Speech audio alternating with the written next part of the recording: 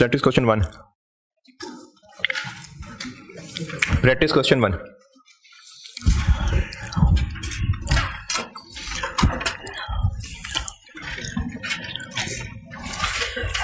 Practice question 1.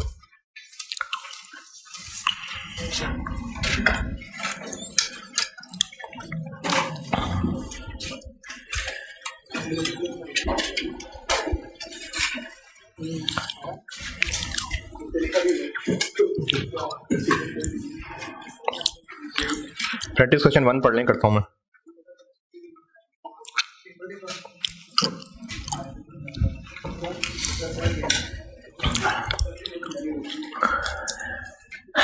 Practice question 1 पढ़ लें, मैं करता हूं।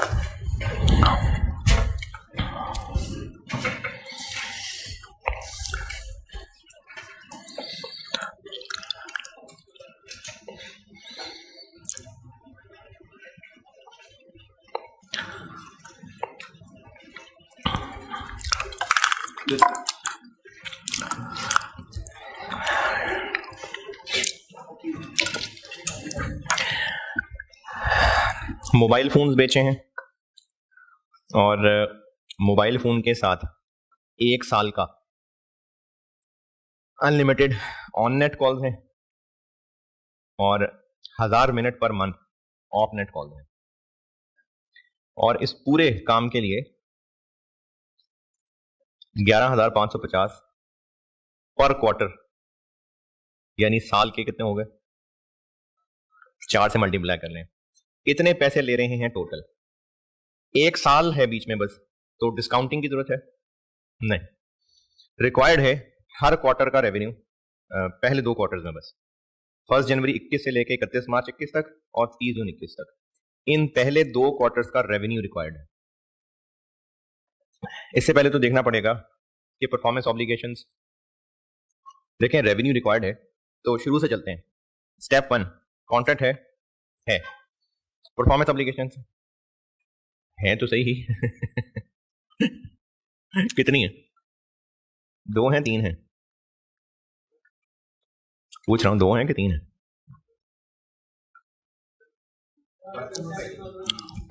हाँ जी, कैसे?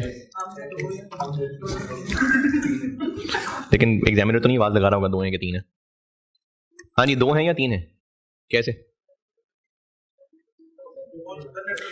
ऑन नेट एक अलग सर्विस बेची जाती है और ऑफ नेट एक अलग सर्विस बेची जाती है, और मोबाइल एक तीसरी चीज है।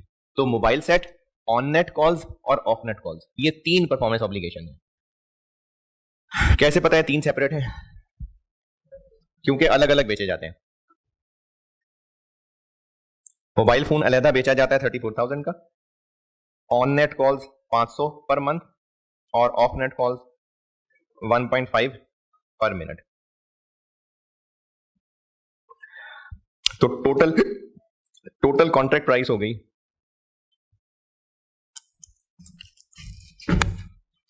ये मैं कर रहा हूं practice question 1। Total contract price कितनी? टोटल ट्रांजैक्शन प्राइस कितनी? अच्छा, अगर स्टेप से चलें तो पहला स्टेप है कॉन्ट्रैक्ट, ठीक है। दूसरा परफॉर्मेंस ऑब्लिगेशंस ढूंढ ली, 3 है। तीसरा ट्रांजैक्शन प्राइस है 11,550 into 4। हाँ जी, 46,200, बल्कि 1000 है शायद, 1000 है? नहीं 1000 है ना? अरे 1000 पैकेजेस बेचे ना भाई, 1000 पैकेजेस बेचे हैं ना, तो इंटू 1000 करके चले एक कर लें, एक मोबाइल कर लें। 1000 पैकेजेस हैं तो मैंने रुपीज इन 1000 कर लिया। Stand alone price, stand alone prices. Step 3 हो गया। स्टेप 4 के लिए स्टैंड अलोन प्राइसेस चाहिए, उनको बांटना है। Stand alone prices, mobile set कितने का बेचते हैं? 34,000। ऑन नेट कॉल्स अनलिमिटेड कितने की बेचते हैं? 500 पर मंथ। तो हम इस वक्त साल के पैकेज की बात कर रहे हैं, नहीं रेवेन्यू क्वार्टर्स का पूछा है। अभी तो हम ट्रांजैक्शन प्राइस को एलोकेट कर रहे हैं जो कि 1 साल का कॉन्ट्रैक्ट है। तो 1 साल का कॉन्ट्रैक्ट है, यानी 1 साल की ऑन नेट कॉल्स अलग से बेचा करते हैं हम 500 per month, 6000। Of net calls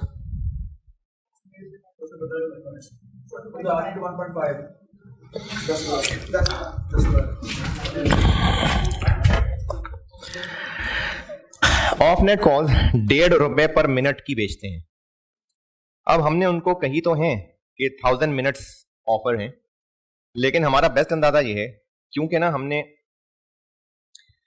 revenue calculate करना होता है बेस्ट एस्टीमेट की बुनियाद पे, तो हमारा बेस्ट अंदाजा ये है, ये बात लिखी हुई है दूसरे पैराग्राफ टेबल से जस्ट ऊपर। एस्टिमेटेड है कि 10,000 मिनट्स वो यूज कर रहे होंगे हमारे। तो अगर वो 10,000 मिनट्स हम अलग अलग बेचते तो 1.5 रुपए का 1 मिनट बेचते।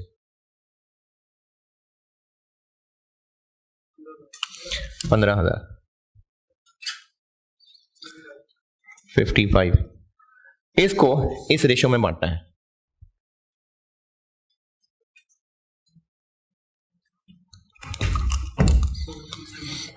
Mobile set 46,200 into 34 over 55, 28,560। On net calls 46,200 into 6/55, 5040। और of net calls 46,200 into 15 over 55, 12,600। Step 4 हो गया। हमने चूंकि ना सेपरेट स्टैंड अलोन प्राइस निकालनी है, तो हमने उनको कहा तो है कि 1000 यूनिट्स, लेकिन 1000 मिनट्स, लेकिन जरूरी नहीं है कि वो 1000 मिनट्स करें। तो हमारा बेस्ट अंदाजा ये है कि टोटल 10,000 मिनट्स कॉल होगी। तो अगर हम अलग से बिल करते तो एक कॉल 1.5 रुपए पर मिनट चार्ज करते, लास्ट सेंटेंस। तो इसका मतलब है 10,000 मिनट्स इतने पैसों के बेचते। मोबाइल अलग बेचते तो इतने का बेचते। ऑन नेट कॉल्स अनलिमिटेड होती हैं चूंकि, इतने का बेचते पूरे साल का। ऑफ नेट कॉल्स पूरे साल की अलग बेचते तो इतने की बेचते। स्टेप 4 हो गया। अब स्टेप 5 क्या है? Revenue recognise. इसका रेवेन्यू कब रिकॉग्नाइज होगा? पहले ही दिन जब मोबाइल सेट दे देंगे। इनका revenue eight a point in time कि ओवर टाइम? ओवर टाइम, क्योंकि हर महीने हर क्वार्टर बराबर है नहीं। ऑफ नेट डिफरेंट है, ऑन नेट बराबर है। तो इसको फौरन, ये हर महीने बराबर है तो महीनों की बेस पे, और ये मिनट्स हर महीने के दिए में तो मिनट्स की बेस पे, लाइक यूनिट्स प्रोड्यूस मेथड। इसकी प्रोग्रेस टाइम की बेस पे, इसकी प्रोग्रेस मिनट्स की बेस पे, क्योंकि अवेलेबल इंफॉर्मेशन ही यही है जी। लेकिन वो प्रोग्रेस जो है ना, वो परसेंटेज वाली वर्किंग बचा सकता हूं मैं, आपको ब्रैकेट में करके देता हूं, परसेंटेज की वर्किंग बचा लेंगे। मोबाइल सेट का revenue foreign eight a point in time, ये दोनों ओवर टाइम। ओवर टाइम है तो इसका मतलब प्रोग्रेस करना पड़ेगा। ये चूंकि हर महीने एक जैसी सर्विस है तो ये टाइम की बेस पे बांट लेंगे। ये मिनट्स हर क्वार्टर के बताए हुए, तो इनको मिनट्स की बेस पे बांट लेंगे। ऐसा बिल्कुल कर सकते हैं कि प्रोग्रेस परसेंटेज कैलकुलेट करें, लेकिन क्या ये अमाउंट चेंज हो रही है एस्टीमेट? जैसे पिछले सवालों में कॉन्ट्रैक्ट रेवेन्यू में 250 से 280 कर दिया था, नहीं। तो जब चेंज नहीं हो रहा तो डायरेक्ट हम मिनट्स की रेशियो में बांट सकते हैं इसको। अदरवाइज हम क्यूमुलेटिव प्रोग्रेस परसेंटेज निकालते, लेकिन चूंकि ये 12,600 का 12,600 ही है तो हम मिनट्स की रेशियो में बांट सकते हैं इसको। क्वार्टर 1 का रेवेन्यू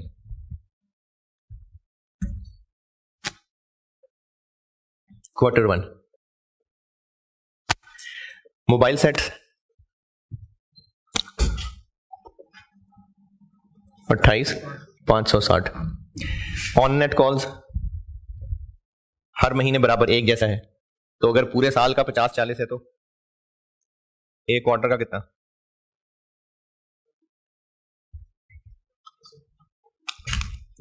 कितना? 1260। ऑफ नेट कॉल्स होना चाहिए, प्रोग्रेस परसेंटेज निकालनी चाहिए, लेकिन चूंकि ये 12600 का 12600 ही रहेगा तो टाइम जाया होगा अगर पहले प्रोग्रेस की परसेंटेज निकालें फिर इसको 12600 पे लगाएं, तो वो प्रोग्रेस परसेंटेज मिनट के हिसाब से ही निकालनी थी ना, तो मिनट्स की रेशो में बांट देते हैं। यानी 12600 10,000 मिनट्स के हैं और पहले क्वार्टर में तो ये पहले क्वार्टर का रेवेन्यू होगा 3402, ये पहले क्वार्टर का रेवेन्यू। और दूसरे क्वार्टर का रेवेन्यू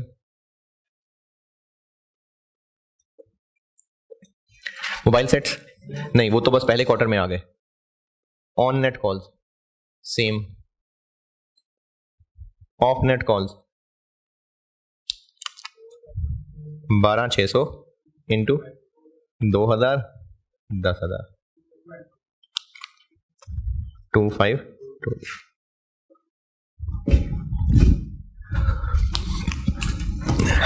जाग रहे हैं?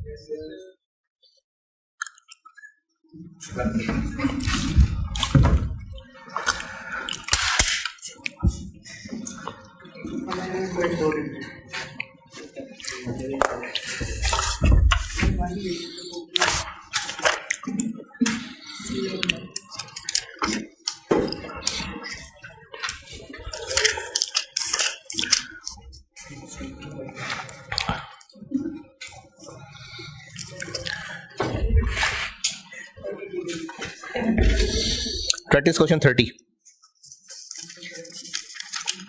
Practice question 30.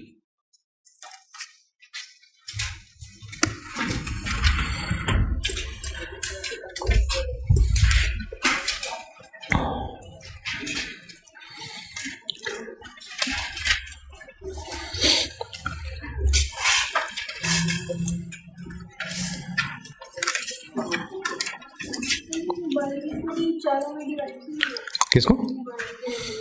मोबाइल के रेवेन्यू को 4 में क्यों नहीं डिवाइड किया? क्योंकि मोबाइल तो पहले ही दिन कस्टमर को दे देंगे, तो कंट्रोल ट्रांसफर।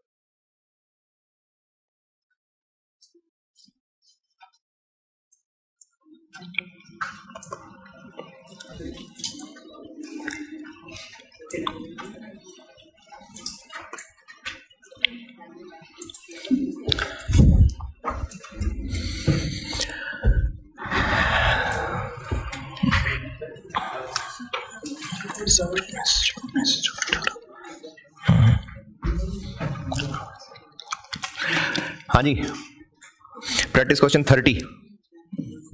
प्रैक्टिस क्वेश्चन 30 क्या है सर? पढ़ ली?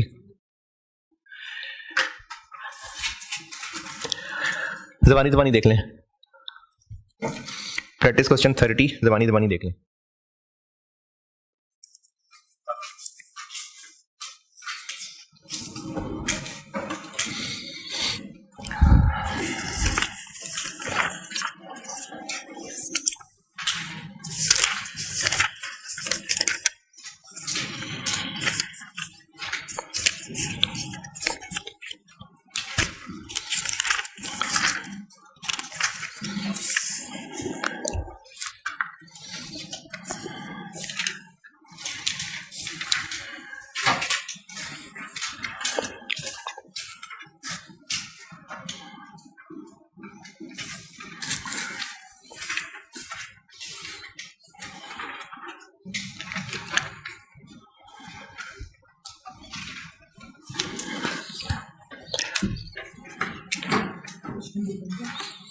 Question 30, practice question 30.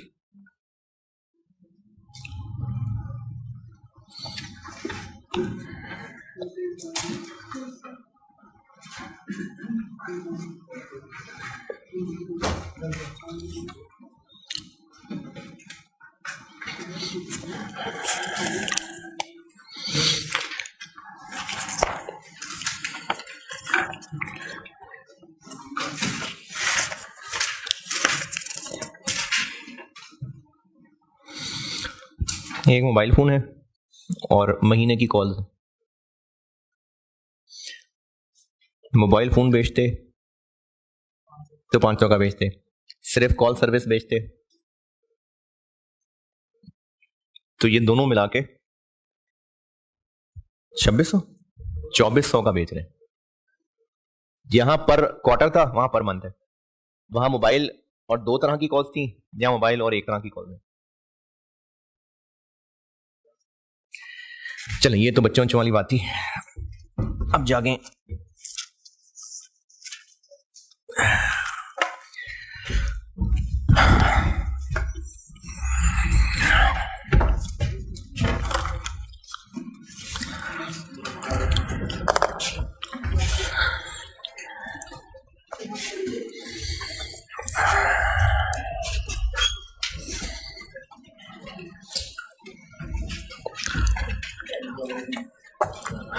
चल जज़ाकल्लाह।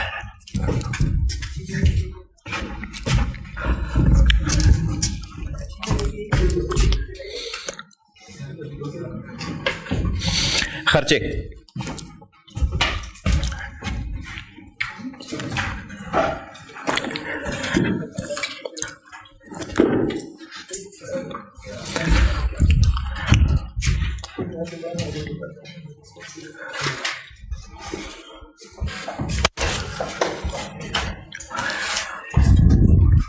अच्छा, मैं जिस वजह से ये 2 वर्ड यूज कर रहा हूं, प्री और पोस्ट, जो काम करना है उस काम को करने से पहले, काम को करने के बाद में नहीं रहने दे।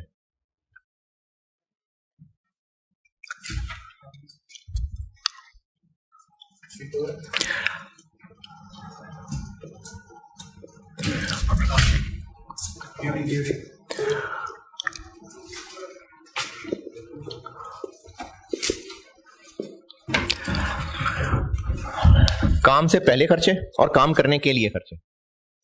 जो काम से पहले खर्चे हैं वो भी 2 हैं, डायरेक्ट और इनडायरेक्ट।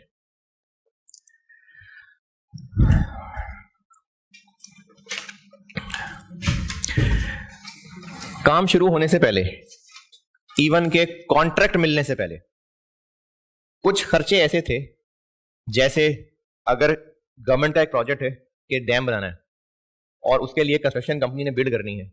अब उस कंस्ट्रक्शन कंपनी ने बिड करनी है तो उसको पहले अपनी अच्छी खासी वर्किंग करनी पड़ेगी, तभी तो पैसे मांगने के काबिल है कितने में कर देंगे। अपनी वर्किंग करेंगे तो फिर ना, तो उस सारी वर्किंग पे होने वाली मेहनत, उस पर खर्चा होगा, वो भी ये है।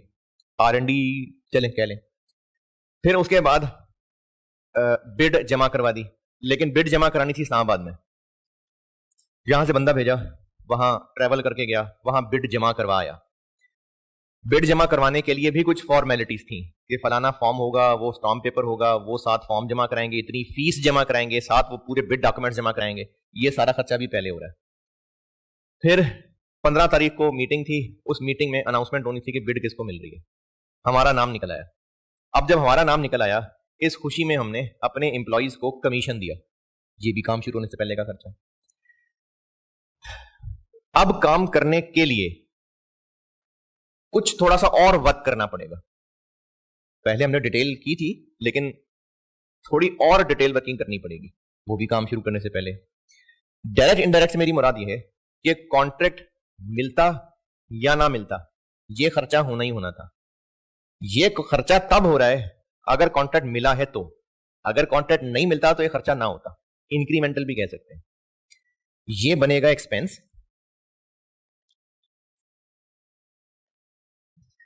और ये खर्चा क्यों होना है?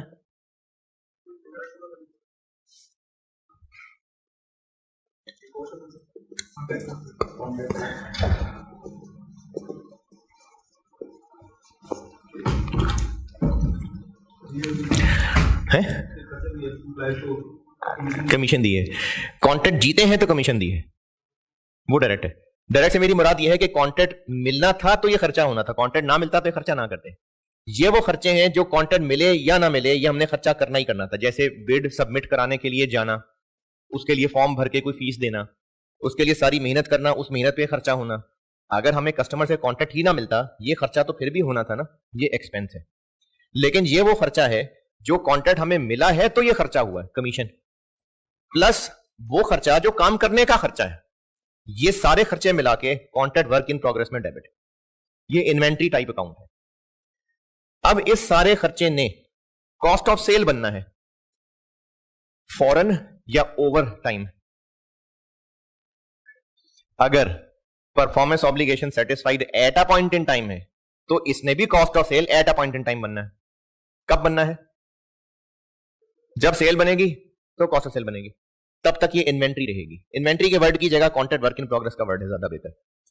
और अगर performance obligation satisfied over time है तो इसने भी cost of sales over time बनना है, हर साल बराबर।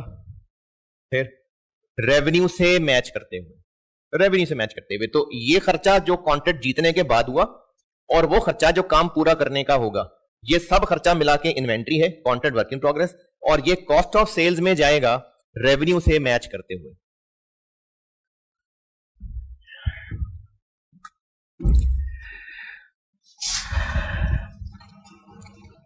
अच्छा, अब ये जो काम पूरा करने का खर्चा है, इसमें क्या क्या खर्चे शामिल होंगे? डैम बना के देना है, क्या क्या खर्चे शामिल होंगे? मटेरियल, लेबर, जो इस सारे काम से रिलेटेड ओवरहेड्स हैं, क्रेनें खरीदनी पड़ेंगी, बहुत हैवी किस्म की मशीनरी खरीदनी पड़ेगी, वो सब भी इसी की कॉस्ट का हिस्सा। उनकी डेप्रीसिएशन, इसी तरह से काफी सारे कंज्यूमेबल्स आइटम्स हो सकती हैं, फ्यूल्स होंगे जो इन मशीनरीज को चलाने के लिए इस्तेमाल हो रहे होंगे। तो जितना फ्यूल खरीदेंगे या जितना यहां कंज्यूम होगा, बहुत सारी सीमेंट की बोरियां खरीदी होंगी, लेकिन हमारा और भी काम है तो हम तो बहुत सारी सीमेंट की बोरियां वैसे ही खरीदते रहते हैं।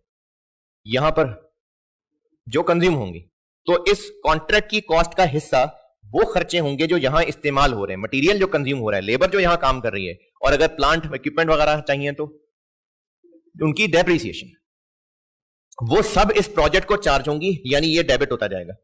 और परफॉर्मेंस अगर satisfied at a point in time है तो यहां डेबिट होता जाएगा, एंड पे जाके ये क्रेडिट और cost of sales debit.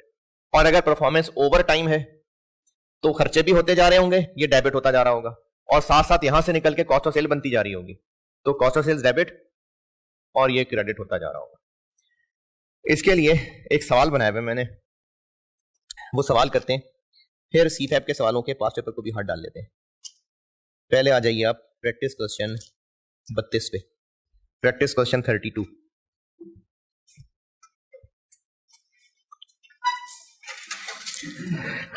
Practice question 32 पढ़े, मैं करता हूं।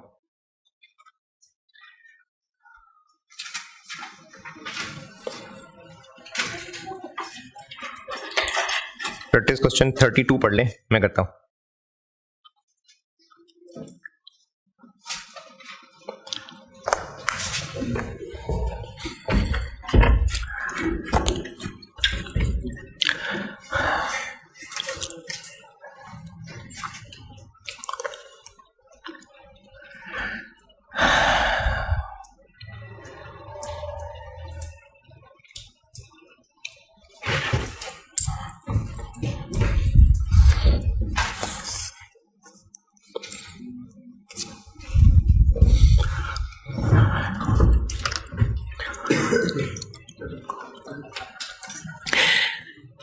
तीन साल का बिल्डिंग, जाग रहे हैं ना, कायम है।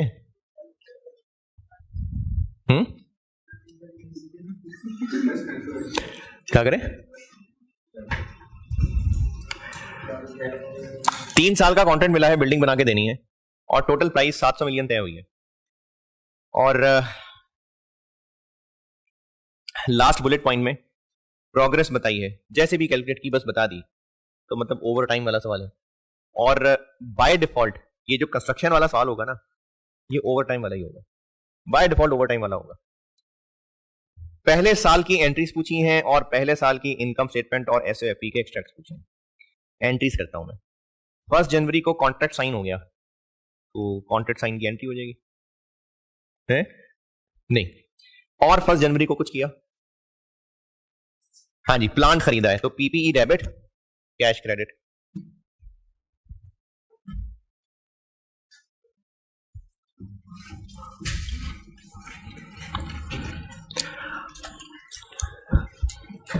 1 जनवरी, ये मैं कर रहा हूं प्रैक्टिस क्वेश्चन 32। 1 जनवरी 21 पीपीई डेबिट या प्लांट का वर्ड भी ठीक है और कैश क्रेडिट कितने का 320, ये हमने प्लांट परचेज कर लिया।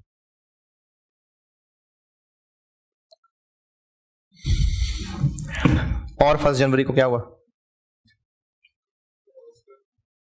बस उसके बाद ड्यूरिंग द ईयर खर्चे हुए, लेकिन वो ड्यूरिंग द ईयर ही हुए तो बस ठीक है, ईयर एंड की डेट। पूरे साल में खर्चे हुए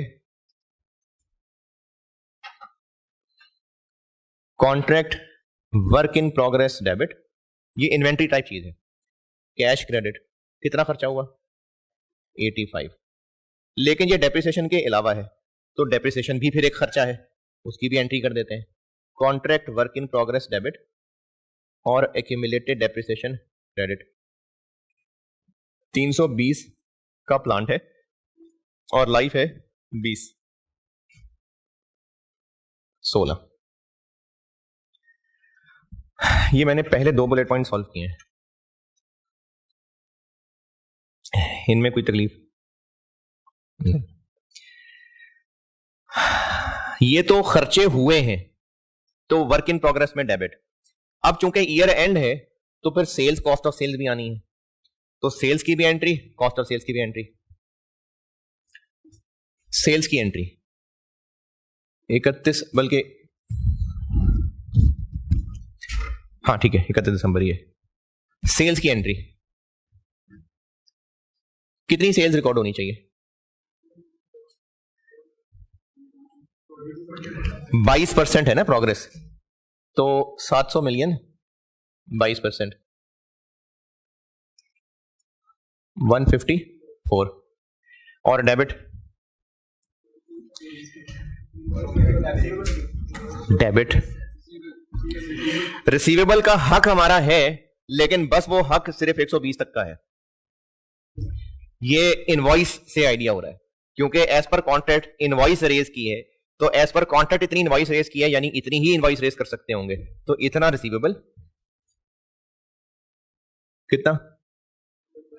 अगर ये ज्यादा होता तो कॉन्ट्रैक्ट लायबिलिटी बना लेते, ये चूंकि कम है तो एक डेबिट और चाहिए, कॉन्ट्रैक्ट एसेट।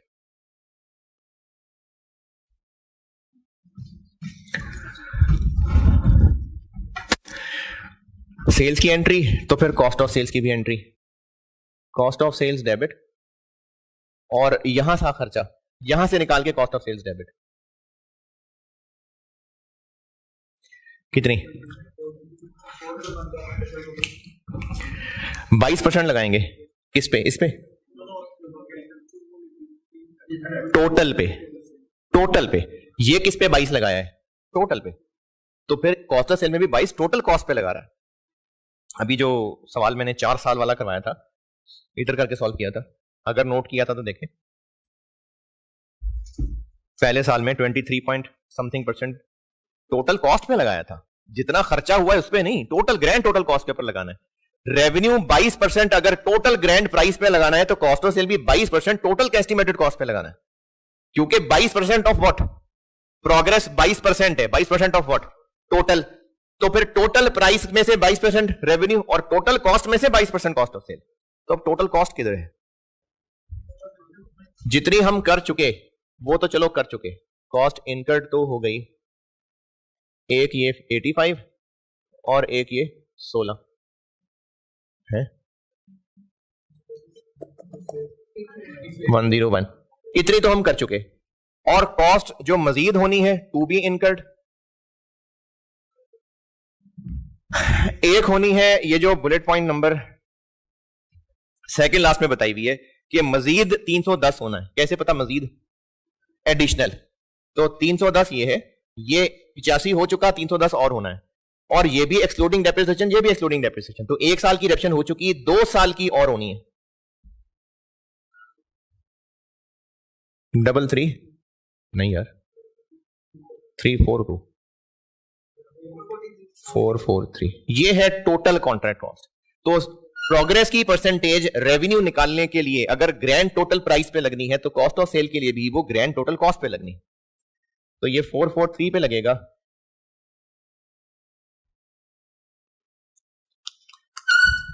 97.46। ये हो गई एंट्रीज।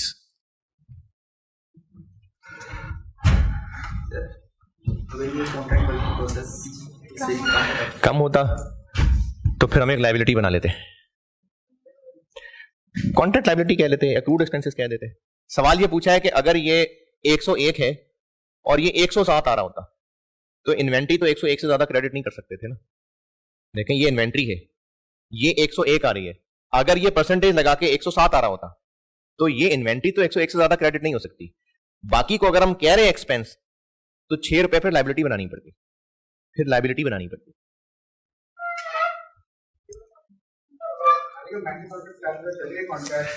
ये वाला लेकिन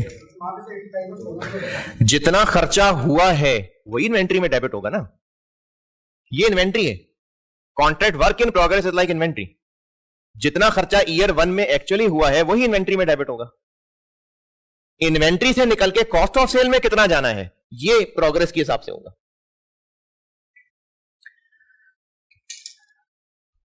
हाँ जी, एक्सट्रैक्ट्स ऑफ एसओसीआई यहीं से निकल आएंगे।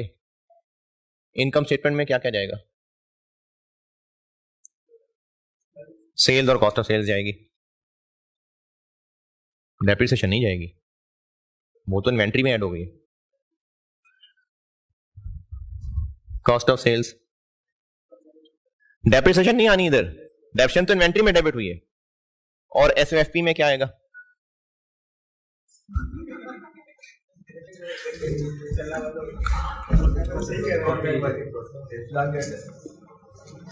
लायबिलिटीज भी हैं कोई नहीं, लिखने लगो। पीपीई कितना 320,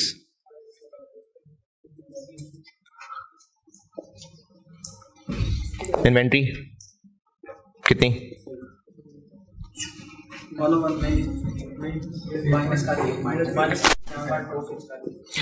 इन्वेंट्री 101 थी, इसमें से उतनी चलेगी कॉस्ट ऑफ सेल में। और कॉन्ट्रैक्ट एसेट, ये वो रिसीवेबल है जिस बेचारे को रिसीवेबल क्या नहीं पा रहे हम।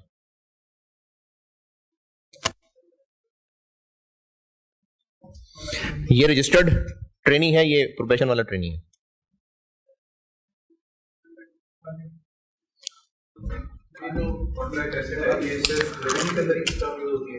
जी जी जी बिल्कुल, हाँ जी। डेप्रिसिएशन समझा दूं, डेप्रिसिएशन प्लांट 1 साल इस्तेमाल हुआ तो जितना खर्चा इस कंस्ट्रक्शन पे आ रहा है वो सारा का सारा इस इन्वेंट्री में डेबिट हो रहा है। देखें जब तक ये प्रोजेक्ट चल रहा है ना तब तक जितना खर्चा होता जा रहा है वो इन्वेंट्री में डेबिट होता जा रहा है। लेकिन किसका, इसी का किसी का,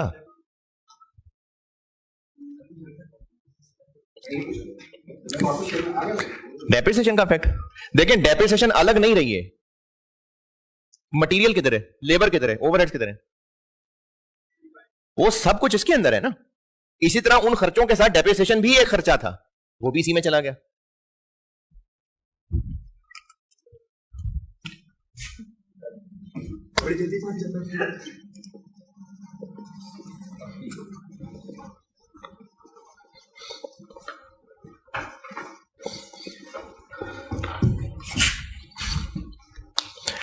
जितना खर्चा इस साल हुआ, इतना पे हुआ, इतनी डेप्शन हुई, वो सब इन्वेंट्री में डेबिट हो गया। अब उसमें से इतना निकल के कॉस्ट ऑफ सेल बन गया, तो बाकी इन्वेंट्री करंट एसेट्स में आ गई।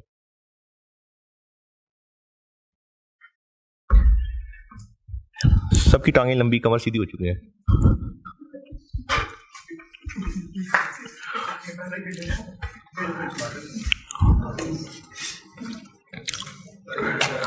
प्रैक्टिस क्वेश्चन 31 ज़बानी ज़बानी देख लें। अरे अभी तो 2 पास पेपर का सवाल कराना है यार, हैं? इसी का ना, इसी का पास पेपर का वर्जन। प्रैक्टिस क्वेश्चन 31 जबानी जबानी देख लें।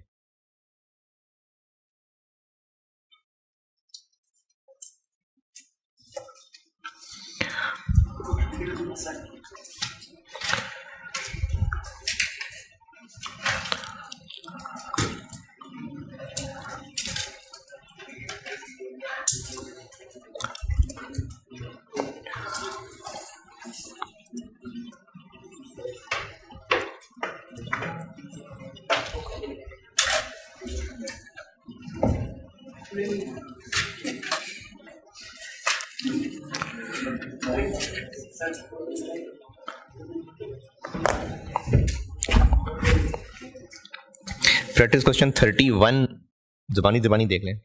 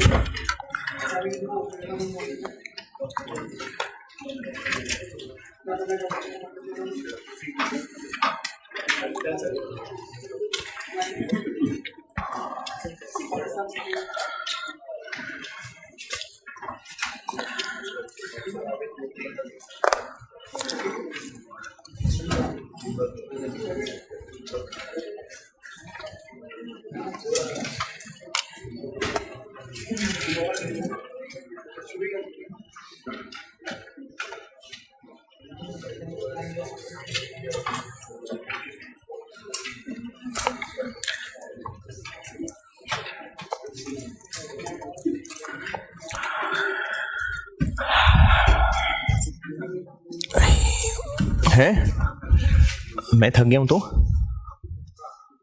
नहीं यार, आपके फ्यूचर की फिक्र है मुझे, मैं सही हूं। आप लोगों को नहीं है लेकिन मुझे है। प्रैक्टिस क्वेश्चन 31 सुन लूं।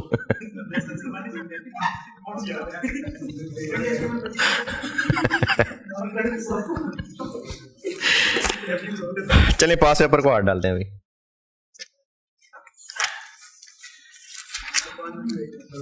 पांच मिनट की ब्रेक।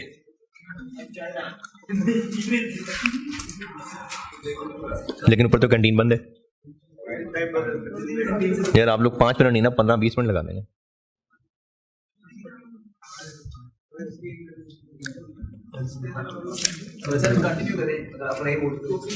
मेरा नहीं मूड। मेरा क्या नहीं मूड। नहीं यार, बाहर की चाय नहीं अच्छी होती।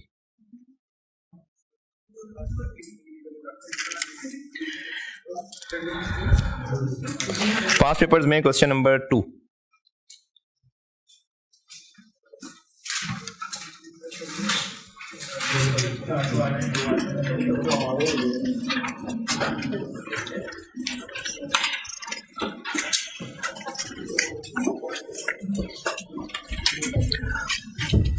क्वेश्चन नंबर 2 पास्ट पेपर में, जो कि है जून 17 का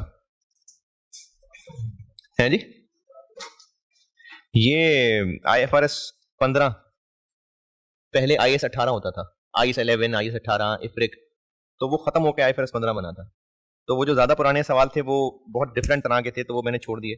IFRS 15 के सवाल लिए, और जो IAS 11 का सवाल था वो एक आधा मैंने चेंज करके तो अकॉर्डिंगली डाल दिया। ये क्वेश्चन 1 IAS 11 के दौर का है, लेकिन मैंने इसको IFRS 15 स्टाइल का बना के वो डाल लिया। बाकी फिर IFRS 15 के यही है। अभी रिसेंट टाइम में भी आया हुआ है, और इसके अलावा मल्टीपल IAS वाले सवालों में कोई एक पॉइंट हो सकता है। क्वेश्चन 2 जून 17 का सवाल है, बिल्डर्स एंड डेवलपर्स। पढ़ लें।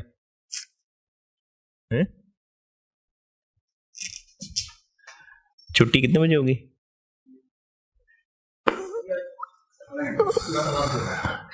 इस सवाल के बाद अच्छा सवाल है आपका।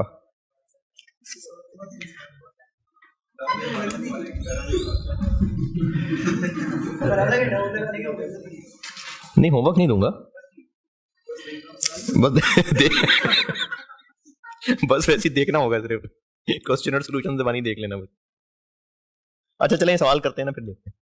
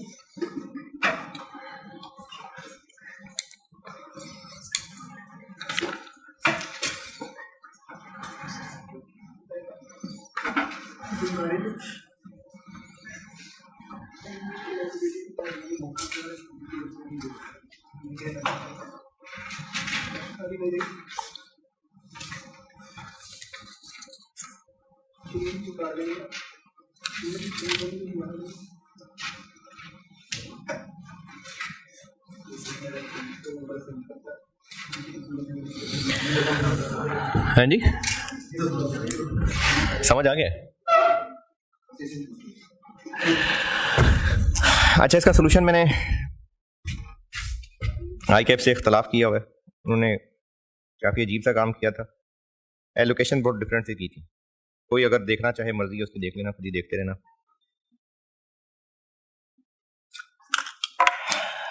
परफॉर्मेंस ऑब्लिगेशंस एक है कि दो हैं, ये मैं कर रहा हूं क्वेश्चन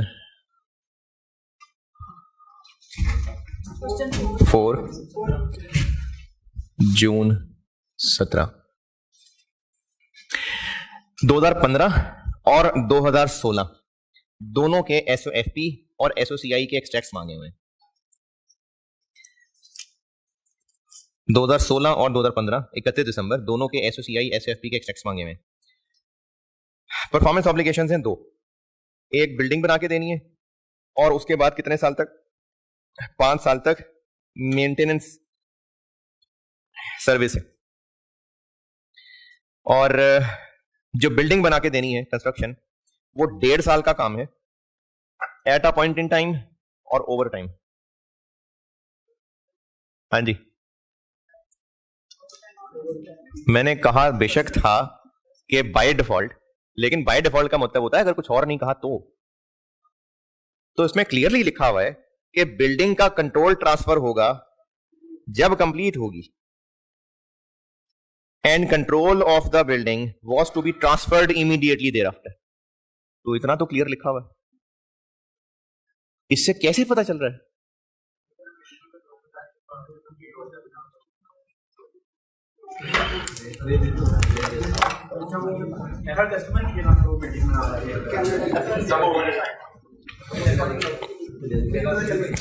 परफॉर्मेंस ऑब्लिगेशन कब सेटिस्फाई होगी? जब कंट्रोल ट्रांसफर होगा।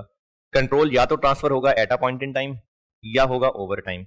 तो इसमें लिखा हुआ है कि कंस्ट्रक्शन कंप्लीट होना है, कंस्ट्रक्शन का काम कंप्लीट होना है 18 महीने में, and control of the building was to be transferred immediately thereafter. तो control is to be transferred thereafter immediately, तो at a point in time ना। मतलब हमने बिल्डिंग बना के देनी है उसको, तो बिल्डिंग बना के देनी है। बाय डिफॉल्ट मैंने जरूर कहा था कि कंस्ट्रक्शन का काम बाय डिफॉल्ट प्रोग्रेस के हिसाब से होगा, लेकिन वो कह रहा है ना कि was to be transferred immediately thereafter to control at a point in time. और मेंटेनेंस सर्विस वो तो ओवर 5 ईयर्स में। इस सारे काम के अच्छा सवाल की रिक्वायरमेंट बेशक एक्सट्रैक्ट्स मांगे हैं, और कल पास पेपर के सवाल अंग्रेजी वाले भी कराऊंगा। सोचें आप स्टेप 1 से शुरू करके, अगर डिस्कशन है तो अंग्रेजी लिखते जाएंगे, साथ साथ कल अंग्रेजी वाले सवाल करूंगा डिस्कस। और अगर कैलकुलेशन, एक्सट्रैक्ट्स, एंट्रीज फिर भी सोचना 1 से शुरू करें। तो स्टेप 1 तो है ही है, कॉन्ट्रैक्ट है। स्टेप 2 जी 1 जुलाई 16 ना लिखा हुआ है ना, after hand over of building, ये तीसरी लाइन में लिखा हुआ है। 5 ईयर्स आफ्टर, तीसरी लाइन। तो ये 30 जून 16 को कंप्लीट हो जाएगी, उसके बाद 5 साल है। स्टेप 2 परफॉर्मेंस ऑब्लिगेशंस 2 हैं। क्या क्या? एक बिल्डिंग है और मेंटेनेंस सर्विसेज हैं। Step number 3 transaction price. Transaction price मिल रही है टोटल 275, और ये मिल रही है सारी की सारी अभी एडवांस में। अब इसमें ना हम मजीद कॉम्प्लिकेशन कर ही सकते हैं। तो आईकैप के सोल्यूशन में ये सारा का सारा इंटरेस्ट बिल्डिंग ही से रिलेटेड रखा था। तो जब सारा का सारा इंटरेस्ट बिल्डिंग से ही रिलेटेड रखना है, लेकिन वो आईकैप के सोल्यूशन की कैलकुलेशन ठीक नहीं थी, तो जब सारा रखना ही बिल्डिंग से रिलेटेड है तो फिर नोट लिख देते हैं कि फाइनेंसिंग एक्टिविटी बिल्डिंग से रिलेटेड है। अच्छा, फाइनेंसिंग एक्टिविटी कहां से आ गई इसमें? क्योंकि सारा का सारा पैसा एडवांस है और इंटरेस्ट रेट भी दिया हुआ है, बोरोइंग रेट दिया हुआ है, तो इसमें फाइनेंसिंग तो है, लेकिन फाइनेंसिंग तो दोनों से रिलेटेड होनी चाहिए। अब अगर हम इसको हम फाइनेंसिंग मान लेना मेंटेनेंस से रिलेटेड भी, तो मान सकते हैं, लेकिन वो कॉम्प्लिकेटेड ज्यादा हो जाएगा। तो वो 5 साल पे फिर वो एनविटी कंपाउंडिंग डिस्काउंटिंग करनी पड़ेगी, तो वो काम टेक्निकल हो जाएगा। अदरवाइज इसमें फाइनेंसिंग बिल्डिंग के लिए भी कर सकते हैं और मेंटेनेंस के लिए भी कर सकते हैं। आपकी मर्जी है, आप सवाल में मेंटेनेंस और बिल्डिंग दोनों के लिए करें। मैं अगर इस सवाल को सॉल्व करता तो मैं तो शायद इस चक्कर में पड़ ही जाता कि मैं उस पर भी कंपाउंडिंग शुरू कर देता। उस वक्त पेपर में बैठ के जो आपके दिल में आए वो कर दें। इस सवाल में बहरहाल कंपाउंडिंग की मुश्किल से बचने के लिए, सिंपल रखने के लिए फाइनेंसिंग को बिल्डिंग से रिलेट कर दिया।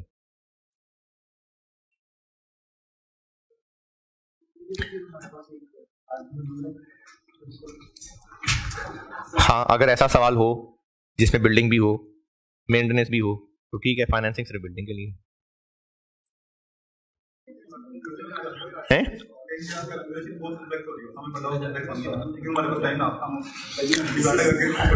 ठीक है, बिल्कुल ठीक है। उस वक्त आपको जो ठीक लग रहा है ना, कोशिश करें कि आप अपनी बात को जस्टिफाई करें इन्हें। हाँ, अच्छा, इस तरह की बात। हाँ हाँ, ये तो जनरल बात है ही है कि अगर ये कैलकुलेशन मुश्किल है और आपको लग रहा है टाइम लगेगा और पेपर पूरा नहीं कर पाएंगे, तो उस मुश्किल कैलकुलेशन पे कुछ भी अज्यूम करके उसको कोई भी वैल्यू रखें, उसको आगे यूज करें, तो वो जो आगे यूज करना उसके मिलेंगे नंबर। तो total transaction price, total consideration, extracts of SOCI और एसओएफपी मांग रहे हैं, उसके लिए एक पेज और आगे अब ये कैलकुलेशन। हाँ जी, मैं किस नोट पे चल रहा हूं?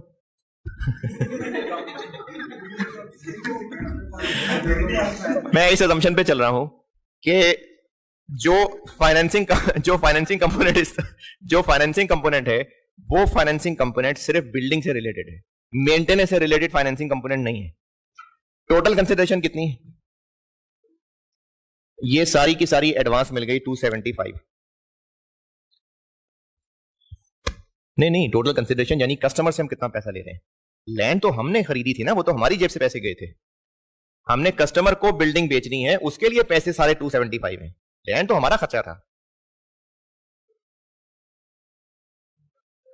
नहीं, उसको बिल्डिंग बेचेंगे तो साथ लैंड भी बेचेंगे ही ना। वो बिल्डिंग तो उठा के नहीं लेके जाएगा ना, साथ पूरी प्रॉपर्टी बेचेंगे। तो total consideration 275, transaction price total के टोटल 275। इसमें चूंकि फाइनेंसिंग कंपोनेंट इन्वॉल्व है तो कंपाउंडिंग करनी पड़ेगी, फिर डिस्काउंटिंग करनी पड़ेगी। सारे पैसे एडवांस मिल रहे हैं तो कंपाउंडिंग करनी पड़ेगी। लेकिन अगर हम कह रहे हैं कि फाइनेंसिंग सिर्फ और सिर्फ बिल्डिंग से रिलेटेड है और बिल्डिंग नॉर्मली कितने की बेचते हैं, कुछ नहीं कहा ऐसा। या तो हो ना कि मेंटेनेंस के पैसे भी हों बिल्डिंग के पैसे भी हों, तो चलो हम 275 को रेशो में बांट लें। बिल्डिंग नॉर्मली कितने की बेचते हैं, कुछ भी नहीं है ऐसा। मेंटेनेंस नॉर्मली कितने का बेचते हैं ये पता है, तो बिल्डिंग की फिगर कैसे निकालें, रेजिडुअल। तो मेंटेनेंस के हम लोग पैसे लेते हैं, जितना खर्चा करते हैं उस पे रखते हैं 30% मार्जिन मार्कअप। तो अभी तक इन 6 महीने जो गुजरे कितना खर्चा किया, 3 मिलियन, और हमें उम्मीद है आइंदा भी ऐसे ही होगा। तो 1 साल का हो गया 6 मिलियन, 3 मिलियन 6 महीने का, साल का 6 मिलियन हो गया, 5 साल हो गए, और 30% नहीं, ग्रो नहीं कराया इसको, 30। तो 275 में से 39 अगर मेंटेनेंस के लिए लिए हैं तो बाकी फिर बिल्डिंग के लिए होंगे 236।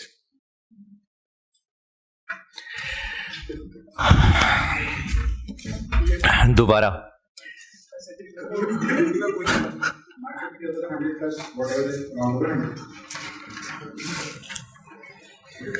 डिपेंड करता है किस चीज के लिए, नहीं मतलब सेल वैल्यू पे लगाना है कि कॉस्ट पे लगाना है। लेकिन ये तो कॉस्ट है ना, ये कॉस्ट है, इसमें 30% प्लस करना है इसका, तो इसका 30% प्लस कर दिया। अच्छा ये कर क्या रहा हूं, ये हो क्या रहा है, ट्रांजैक्शन प्राइस को एलोकेट कर रहा हूं। अगर बिल्डिंग कितने की बेचते हैं ये भी बताया होता तो 275 को दोनों की रेशियो में बांट देते। मेंटेनेंस कितने की बेचते हैं पता है, बिल्डिंग के नहीं पता है स्टैंड अलोन प्राइस, तो फिर ये रेजिडुअल ही हो गया। ये कल एलोकेशन में किया था ये काम। अब ये मेंटेनेंस की अमाउंट है, ये बिल्डिंग की है, लेकिन ये दोनों अमाउंट्स हमें आज ही एडवांस मिल गई हैं। हम ऐसा कर सकते हैं कि इसमें भी फाइनेंसिंग कंपोनेंट डाल दें, इसमें भी फाइनेंसिंग कंपोनेंट डाल दें। इसमें फाइनेंसिंग कंपोनेंट डालेंगे तो एनविटी कंपाउंडिंग करनी पड़ेगी, इसमें फाइनेंसिंग कंपोनेंट डालेंगे तो बस एक साल आगे बढ़ाना पड़ेगा बस। तो इसलिए इसमें फाइनेंसिंग कंपोनेंट डाल भी सकते हैं, इग्नोर भी कर सकते हैं। अभी बहरहाल इसको इग्नोर करके किया हुआ है?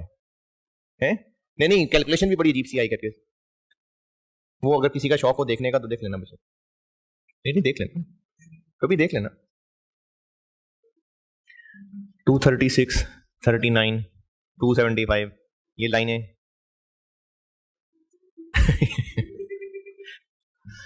अब इसको ओवर टाइम और इसको eight a point in time compound करके 15 और 16 दोनों के एक्सट्रैक्ट्स पूछे हैं।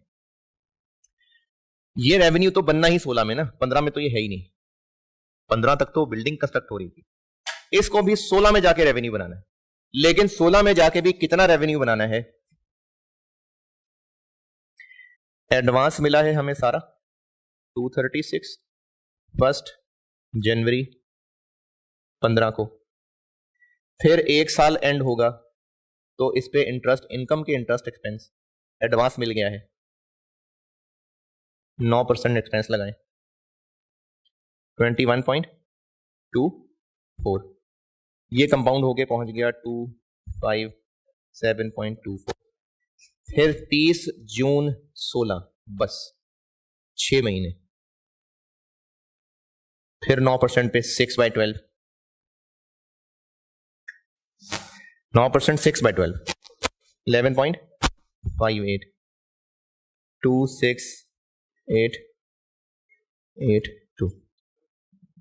क्या हो गया?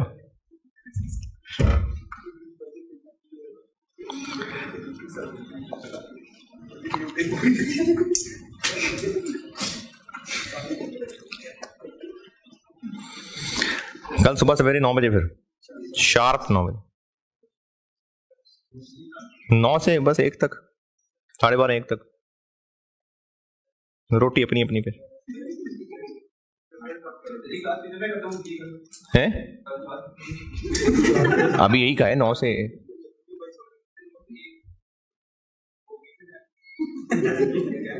मीठे में चलें, कर लेंगे कुछ। अगर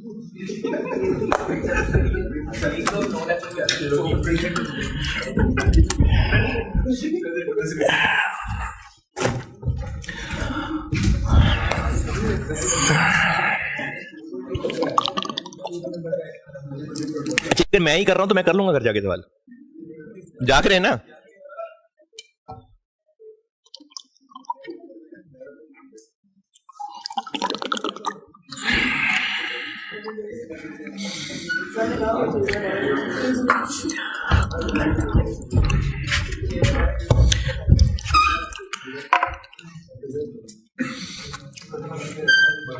चौदह घंटे हो गए मुझे पढ़ाते हुए। नहीं, इसको नहीं मिटाना अभी। 275 के दो टुकड़े किए, इस पे फाइनेंसिंग कर सकते हैं, फिलहाल इग्नोर कर दी। इस पे कंपाउंडिंग क्यों? क्योंकि कैश मिला है आज और सेल्स बननी है 1.5 साल बाद, तो ये 1.5 साल की हो गई कंपाउंडिंग, तो डायरेक्टली 1.5 साल कर लेते हैं। ये दोनों की अलग अलग क्या जरूरत थी? क्योंकि इनकम स्टेटमेंट 2015 की भी मांगी है, 2016 की भी मांगी, तो 15 की इनकम स्टेटमेंट के लिए किया ये। अब बिल्डिंग को सेल्स मानेंगे इतना, 2016 में सेल्स की अमाउंट निकल आई, इसको हम 5 साल पे डिवाइड करके 6 महीने की इनकम मान लेंगे, रेवेन्यू वाला पोर्शन हो गया। कॉस्ट बताता हूं, कॉस्ट निकाल लूं, उसके बाद फिर एक्सट्रैक्ट्स बनाते हैं। Building at a point in time है कि ओवर टाइम है? तो फिर जब 16 में ये सेल्स बनेगी तो फिर खर्चा भी सारा का सारा तब ही कॉस्ट ऑफ सेल बनेगा। अब वो सारा का सारा खर्चा है कितना?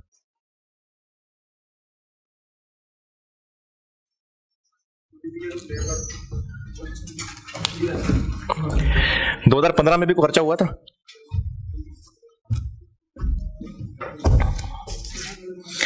हाँ जी, 2015 में खर्चा बताया हुआ है, तो हम टोटल ही ले लें या इसको बांट लें अलग अलग? क्या करें? हमने 15 की बैलेंस शीट भी बनानी है, तब तक ये खर्चा कॉन्ट्रैक्ट वर्क इन प्रोग्रेस था, तो इसलिए हमें 15-16 अलग अलग करना पड़ेगा। 2015 करते हैं पहले। 2015 में क्या हो चुका था? लैंड आ चुकी थी 50, लैंड 50 की आ चुकी थी। इसके अलावा कंस्ट्रक्शन कॉस्ट हो चुकी थी कितनी?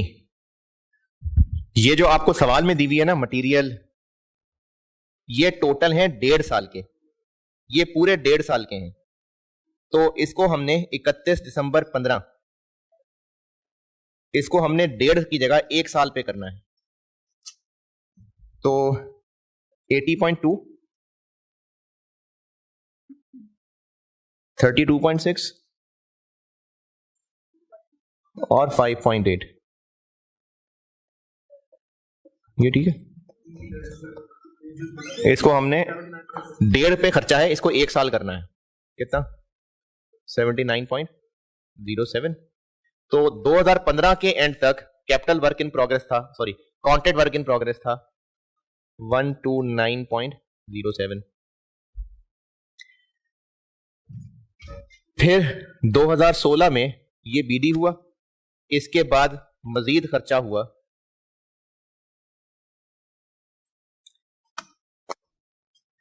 80.2 प्लस 32.6 प्लस 5.8, इतना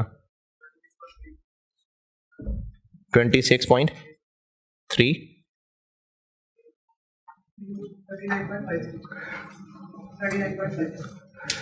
39.53।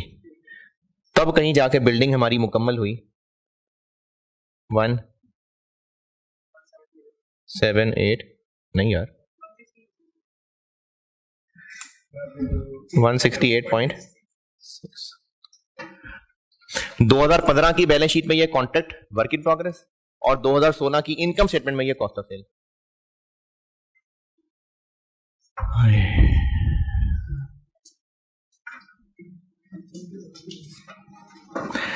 2015 की बैलेंस शीट में ये कॉन्ट्रैक्ट वर्क इन प्रोग्रेस और 2016 की बैलेंस शीट से ये निकल गया, इनकम स्टेटमेंट में कॉस्ट ऑफ सेल्स आ गई।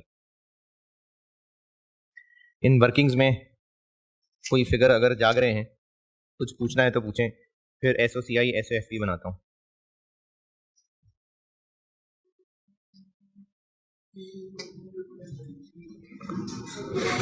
हाँ जी,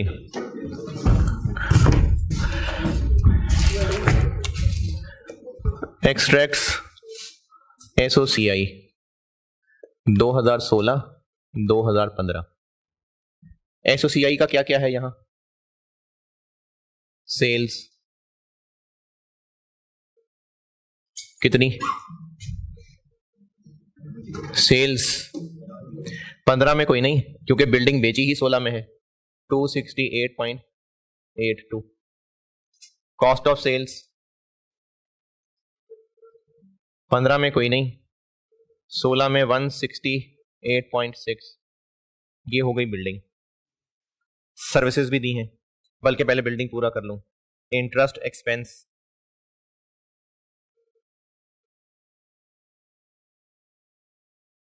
15 में 21.24, 11.58। एडवांस मिलता है तो इंटरेस्ट एक्सपेंस होता है, पैसे बाद में मिलने होते हैं तो इंटरेस्ट इनकम होती है। मेंटेनेंस से रिलेटेड 15 में कितनी? 15 में कोई नहीं भाई।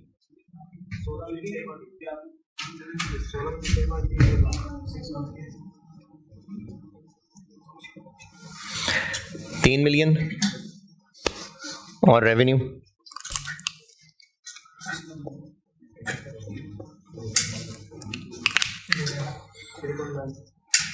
ये एसओसीआई के एक्सट्रैक्ट। बिल्डिंग की सेल, बिल्डिंग की कॉस्ट ऑफ सेल 2016 में। एडवांस था, कंपाउंडिंग है, इसलिए इंटरेस्ट एक्सपेंस 15 में 16 में। ये हो गई बिल्डिंग।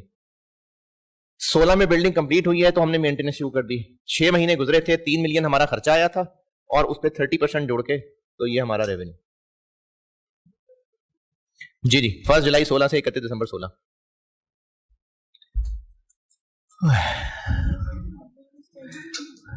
अगर इस मेंटेनेंस के ऊपर भी फाइनेंसिंग कॉस्ट लेते,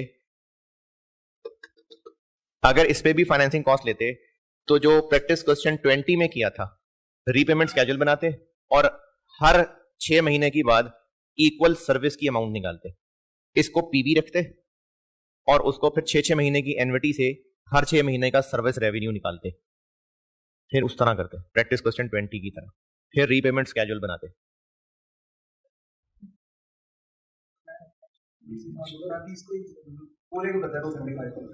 सर वैसे ये किसने किया होगा? है भी सिर्फ बिल्डिंग को कराची कंपोनेंट का 275 पूरे को कंपाउंड करते। मेंटेनेंस को और बिल्डिंग को दोनों। हाँ ठीक है, 2 साल की ही मांगे थे वैसे तो, किया भी होता तो चलो 2 साल कर लेते कंपाउंड।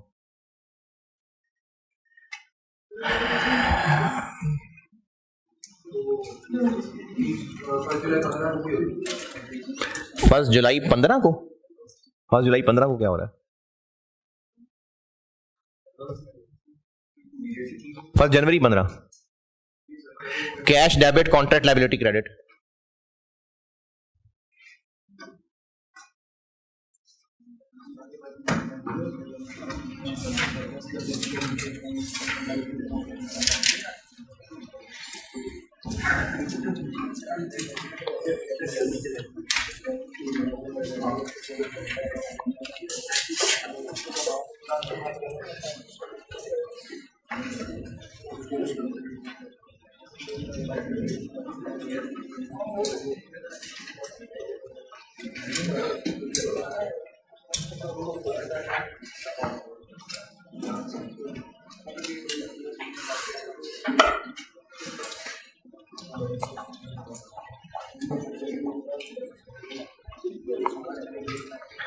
आई कैप ने किया था कि 275 पूरे को कंपाउंड किया था, 275 पूरे को कंपाउंड किया था 1.5 साल, 275 को, 236 को नहीं, 275 को 1.5 साल कंपाउंड किया था, उसमें से 39 माइनस करके बाकी को बिल्डिंग कहा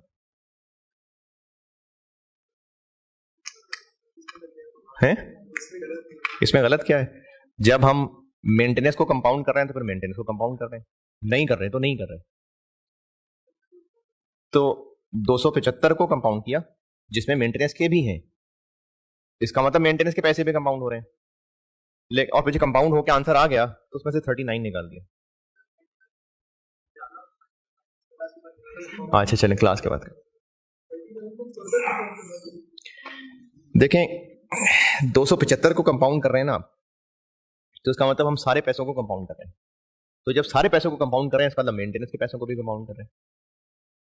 तो फिर मेंटेनेंस के पैसों को कंपाउंड कर रहे हैं तो फिर 39 तो नहीं रहा ना, फिर 39 कुछ नहीं है। अगर कंपाउंडिंग करनी है तो फिर 39 कुछ नहीं है। तो उन्होंने पूरे 275 को, मतलब मेरा पॉइंट ये है कि 39 साइड पे कर लें। फिर जब इसको नहीं कंपाउंड करना तो 39 को एज इट इज साइड पे कर लें, बाकी के ऊपर फाइनेंसिंग मान के बाकी को कंपाउंड कर लें। अगर पूरे 275 को कंपाउंड करना तो फिर मेंटेनेंस को भी कंपाउंड करते हैं। 39 उन्हीं दिनों में नहीं मिला, 275 मिला। 39 तो हम एक फिगर कैलकुलेट कर रहे हैं कि हर साल इतनी होगी, तो हम 39 की फिगर में कंपाउंडिंग इग्नोर कर रहे हैं। तो जब 39 में कंपाउंडिंग इग्नोर कर रहे हैं तो 39 को साइड पे करके बाकी की कंपाउंडिंग एसओसीआई। एसओएफपी में क्या आएगा भाई?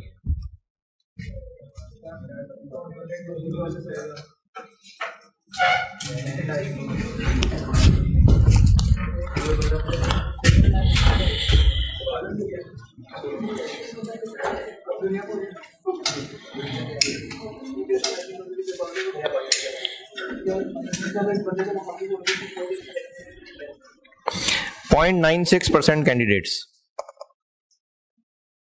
0.96% candidates secured passing marks in this question.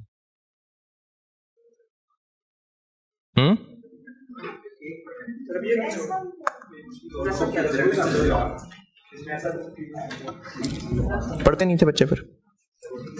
ये सबका एक ही फैक्टर है, अगर वो ये सिलेबस ज्यादा है तो बच्चा भी सीख कर सकता होगा। सही बात है।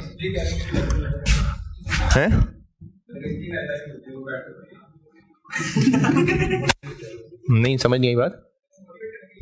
मैं मोटिवेट करने के लिए बता रहा हूं शायद। एसओएफपी 2016-2015 non current assets, current assets, non current liabilities, current liabilities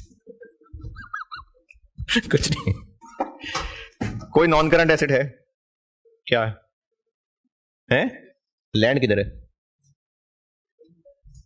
वो तो कॉन्ट्रैक्ट वर्क इन प्रोग्रेस है। लैंड तो कुछ नहीं है ना, कॉन्ट्रैक्ट वर्क इन प्रोग्रेस है। तो नॉन करंट में कुछ भी नहीं है, बस कॉन्ट्रैक्ट वर्क इन प्रोग्रेस है। तो कॉन्ट्रैक्ट वर्क इन प्रोग्रेस 15 की बैलेंस शीट में इतना, 16 में कुछ भी नहीं। कॉन्ट्रैक्ट वर्क इन प्रोग्रेस 129.07 और यहां कुछ नहीं। अच्छा हाँ, आईकेप के सोल्यूशन में इन्होंने लैंड को एक अलग नॉन करंट एसेट में रखा हुआ था और फिर इधर डाल दिया था कॉस्ट ऑफ सेल में।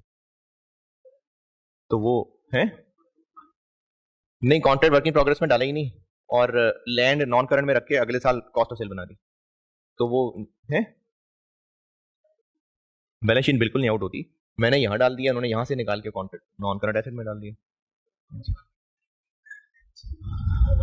और कुछ पैसे मिले advance, contract liability, contract liability जितने पैसे बिल्डिंग के लिए मिले हैं ये तो अगले 6 महीने में सेटल हो जाना है, ये तो करंट में आएगा। लेकिन जितने पैसे मेंटेनेंस के लिए मिले हैं ये 5 साल में तोड़ तोड़ के इनकम बनाने हैं, तो करंट नॉन करंट। कैसे करंट नॉन करंट? जो अगले साल में इनकम बन जानी है वो करंट, बाकी नॉन करंट। तो कॉन्ट्रैक्ट लायबिलिटी नॉन करंट में भी और करंट में भी।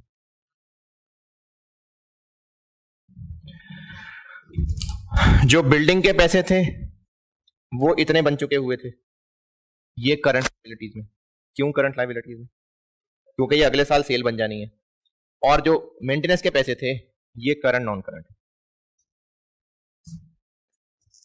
बिल्डिंग के पैसे 257.24 और 15 में खड़े होके अगले साल कितनी मेंटेनेंस इनकम बन जानी है?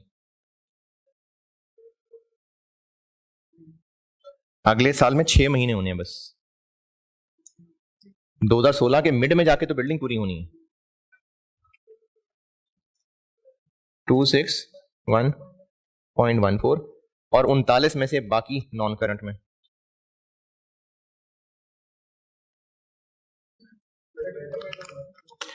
$35.1। अगले साल ये क्या किया? ये 6 महीने थे, अगला साल तो पूरा होगा। और अगले साल नॉन करंट में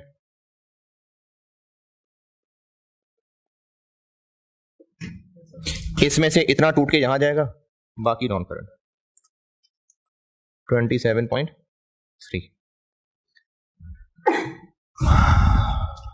ये था जी पास्ट पेपर का सवाल।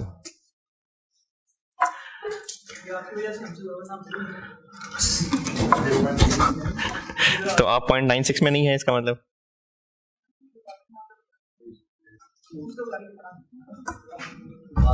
नहीं पढ़ा नहीं होता ना स्टूडेंट्स ने। रेवेन्यू का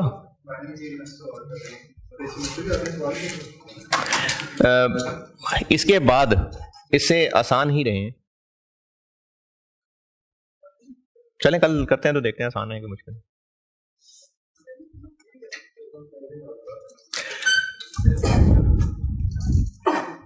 छुट्टी है?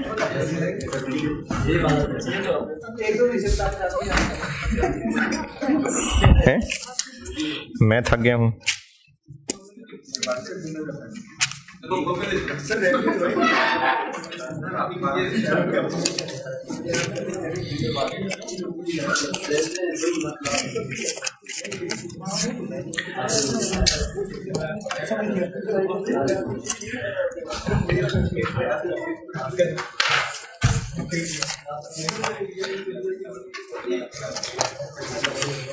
अच्छा चले एक एग्जाम्पल पढ़ दें फिर छुट्टी। एक एग्जाम्पल नहीं नहीं 4 सबों की नहीं है, एक पेज से भी कम है।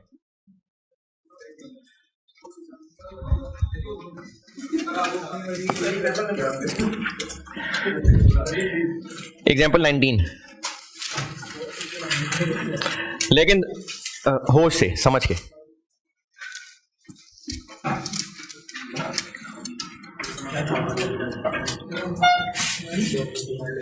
इसका मतलब वो एग्जामिनर ये जॉब से इंस्पायर्ड होता है।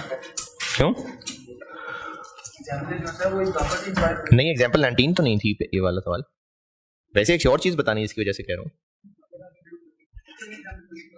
है एग्जाम्पल 19, एग्जाम्पल 19 पढ़ लेना। जितनी देर में छोकियां मार रहे हैं उतने में पढ़ भी लेनी है आप।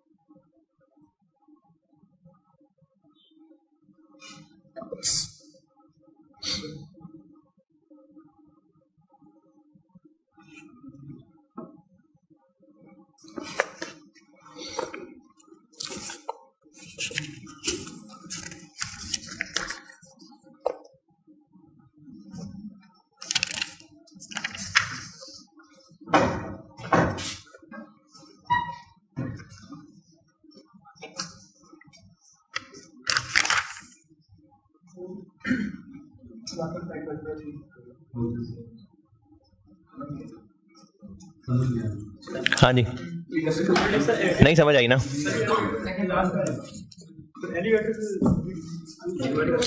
ये ना आईएएस का एक स्पेसिफिक डिस्कशन है जिसके ऊपर ये एग्जांपल बनी हुई है, और वो डिस्कशन मैंने फिर 10.1.6 पेज पे डब्बा बना के डाली हुई है। लेकिन पहले आप एग्जांपल समझ लें। हमने एक बिल्डिंग को रीफर्बिश करके देना है, 3 मंजिला बिल्डिंग है जिसमें लिफ्ट्स लगाने भी, एलिवेटर्स लिफ्ट ही ना, तो हमने लिफ्ट्स भी उसमें इंस्टॉल करके देनी है। इस सारे काम के हमने 5 मिलियन एग्री किए हैं, लेकिन उसमें से 15 लाख के एलिवेटर्स ही हैं, और उसके अलावा बाकी काम पे हमें लगता है हम 2.5 मिलियन में काम पूरा कर लेंगे। कंपनी ने अगर प्रोग्रेस मेजर करने के लिए कॉस्ट इनकर्ड का मेथड डिसाइड किया, तो एलिवेटर शुरू में ही खरीद लेने की वजह से कॉस्ट इनकर्ड बहुत ज्यादा आ जाएगी, प्रोग्रेस बहुत ज्यादा शो हो जाएगी, जबकि ये सही प्रोग्रेस को रिफ्लेक्ट नहीं कर रही होगी बात, क्योंकि एलिवेटर खरीद के रख लिए, प्रोग्रेस तो नहीं ना हो रही। तो 3 साल में, 3 साल नहीं सॉरी, कितने साल में, साल लिखे मेरे, जून 23 किधर है, अच्छा चलें 1.5 साल में, 1.5-2 साल में, वो जो 1.5-2 साल में काम पूरा होना है, एलिवेटर खरीद लेना इतना बड़ा खर्चा है, तो एलिवेटर चूंकि शुरू में ही खरीद लिया तो उस खर्चे को काउंट कर लिया तो लगेगा हमारा 50% काम तो हो ही गया, हालांकि अभी तक हमारा 50% काम नहीं हुआ, बाकी काम हुआ ही सिर्फ 5 लाख का खर्चा है। तो अगर कोई इस तरह का अनइवन खर्चा आ जाए, कोई इस तरह की एक्सेप्शनल आइटम आ जाए जो बहुत बड़ी अमाउंट हो कॉस्ट में, लेकिन वो सही पिक्चर रिफ्लेक्ट ना करे, उसको अगर हम काउंट करते हैं तो उसको करते हैं साइड पे, प्रोग्रेस मेजरमेंट के लिए उसको साइड पे कर देते हैं, और चूंकि वो खर्चा बहरहाल हो चुका तो कॉस्ट ऑफ सेल इसको मान लेते हैं, लेकिन उतनी ही अमाउंट रेवेन्यू की मान लेते हैं, कॉस्ट ऑफ सेल मान लेते हैं, क्योंकि खर्चा हो गया, वो कस्टमर के हवाले कर दिया हमने, उसको कॉस्ट ऑफ सेल मान लिया, ओवर टाइम है उसको मान लिया कॉस्ट ऑफ सेल, लेकिन उसको प्रोग्रेस से हटा दिया और उसको कॉस्ट ऑफ सेल मान लिया, तो उतना ही रेवेन्यू भी मान लिया। अब उसके अलावा जो बाकी काम रह गया उसके ऊपर प्रोग्रेस लगा लेंगे। तो 40 लाख टोटल खर्चे में से 15 साइड पे कर दिया, पीछे रह गया 25 लाख, उसमें से 5 लाख हुआ है, यानी काम 20% कंप्लीट हुआ है। तो रेवेन्यू है नहीं, ओवरऑल काम तो ये ओवर टाइम है नहीं, लेकिन हमने एलिवेटर्स नहीं देने ना, हमने पूरी बिल्डिंग ठीक करके देनी है, तो पूरी बिल्डिंग ठीक करना ओवर टाइम है। उनमें से एलिवेटर का खर्चा इतना बड़ा है और वो सही प्रोग्रेस को रिफ्लेक्ट नहीं कर रहा, तो इसको साइड पे कर दिया, इसी को कॉस्ट मान लिया, इतनी ही अमाउंट को सेल भी मान लिया, और बाकी जो अमाउंट है उनमें प्रोग्रेस परसेंटेज लगा दी। तो रेवेन्यू में से 15 लाख साइड पे कर दिया, बाकी 35 रह गया, उस 35 पे 20% लगा दिया, ठीक है। लेकिन ये तब करना है, आप पेज 6 के ऊपर, पेज 6 के एंड पे और पेज 7 के शुरू में ये डब्बा पढ़ लें। आईएएस की एक पर्टिकुलर डिस्कशन थी, वो मैंने यहां डब्बे में डाली हुई है। पेज 6 चैप्टर में पेज 6 के एंड पे डब्बा शुरू हो रहा है और पेज 7 के शुरू में जा रहा है, ये डब्बा पढ़ लें। और मैंने इधर लिखा नहीं है, आप लिख लें कि इसके लिए एग्जाम्पल 19 पढ़ लेना।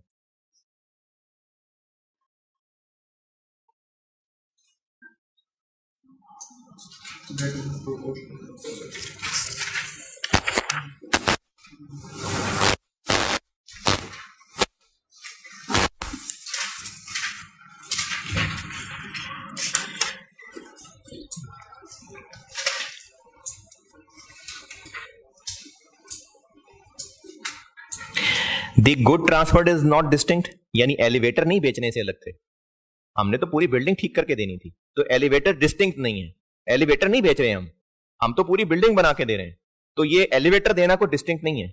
वरना अगर एलिवेटर डिस्टिंक्ट होते तो हम इस पूरे काम को 200 में तोड़ लेते, एलिवेटर अलग परफॉर्मेंस ऑब्लिगेशन होती, बाकी काम अलग परफॉर्मेंस ऑब्लिगेशन होता, तो फिर वो eight a point in time होता एलिवेटर।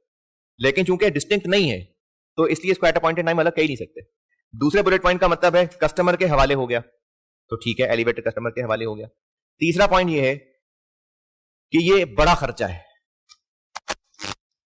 चौथा पॉइंट ये है ये हमने नहीं बनाया, अगर एलिवेटर हमने बनाया होता फिर इसको बनाना एक मेहनत होती, फिर होती वो परफॉर्मेंस, हमने तो बनाया ही नहीं, हमारी तो मेहनत ही कोई नहीं है। तो ये चारों बातें पूरी होंगी तो फिर एग्जाम्पल 19 वाला काम होगा।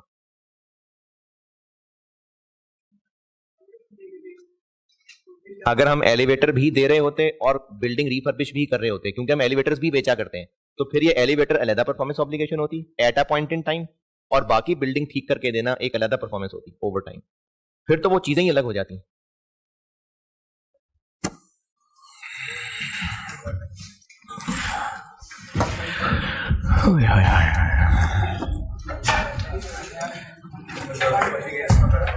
है शार्प 9 बजे शार्प।